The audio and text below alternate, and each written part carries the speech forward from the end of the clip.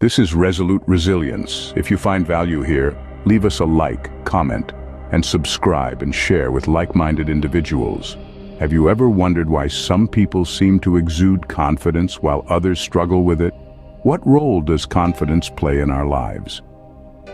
Well, confidence is more than just a feeling. It's a fundamental building block of success, both personally and professionally. It shapes our decisions, influences our relationships, and impacts our mental health. You see, a healthy dose of confidence pushes us to take risks, to step out of our comfort zones, and to explore new horizons. It's the driving force that propels us to stand up for our beliefs, to express our ideas freely, and to pursue our dreams relentlessly. Moreover, it's a shield, a protective barrier that helps us navigate through the choppy waters of criticism, rejection, and failure. So, confidence is not a luxury, it's a necessity. But the question is, are we nurturing our confidence or are we unknowingly sabotaging it? Remember that confidence is fundamental, but what if we're unknowingly sabotaging it? The first habit that can undermine our confidence is negative self-talk. This is the silent conversation we have with ourselves, often critical and doubting. It's like a shadow, whispering words of self-doubt and self-deprecation, quietly chipping away at our self-esteem and confidence. Yet in the midst of this internal chatter, Stoic philosophy offers a beacon of hope. The great Marcus Aurelius once said, "You have power over your mind, not outside events. Realize this and you will find strength." It's a call to reclaim control over our thoughts, to silence the whispers of self-doubt. Negative self-talk is a habit, a pattern of thought we slip into, often without realizing. But habits can be changed. By being mindful, by challenging and reframing those self-deprecating whispers, we can break the cycle. We can replace negative self-talk with positive affirmations, with a kinder, gentler voice. Remember, you have power over your mind, not outside events. Next, we have the habit of comparing ourselves to others. It's a habit as old as time, isn't it? Glancing sideways, examining someone else's life, and then scrutinizing our own. It's a one-way street to feeling inadequate, and it chips away at our confidence. But here's the thing. Your worth is not defined by someone else's success. The Stoic philosopher Seneca once said, "The happiness of your life depends upon the quality of your thoughts." And he was on to something. When we compare ourselves to others, we're filling our minds with thoughts of inadequacy, of not being enough. But if we focus on improving ourselves, on our own journey, our thoughts become positive and empowering. Instead of feeling inadequate, we feel motivated, inspired, ready to take on the world. So remember, your thoughts determine the quality of your life, not the achievements of others. Thirdly, seeking validation from others can also undermine our confidence. It's a natural human tendency to crave approval, to want to fit in.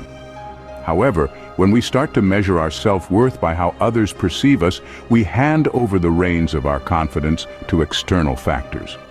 The constant need for approval can create a cycle of self-doubt and hesitation, hindering our ability to trust our own judgment. Now, let's ponder on this profound quote by Epictetus. "If you seek truth, you will not seek victory by dishonorable means.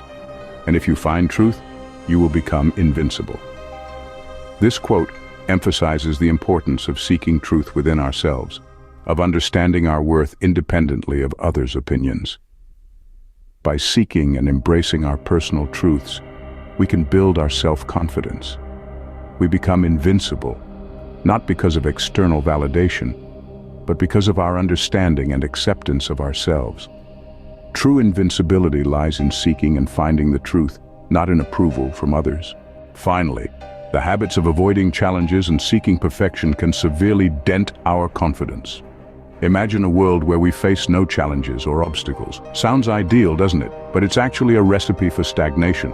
When we shy away from challenges, we deny ourselves the chance to grow, to learn, to become stronger. It's like choosing to stay in the shallow end of the pool, never daring to venture into the deep.